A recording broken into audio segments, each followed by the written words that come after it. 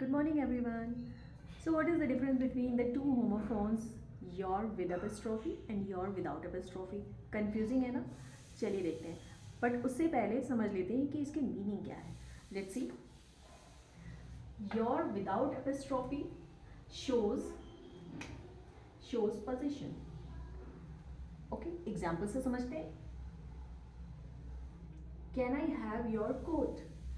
Your coat means it is showing the position of a person who is belonging this coat.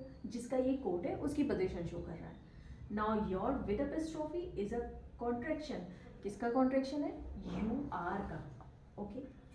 Next example से समझते हैं. You're beautiful. You're beautiful को you can also write you are beautiful. You are beautiful भी equally correct होगा. It is just modifying your writing skills.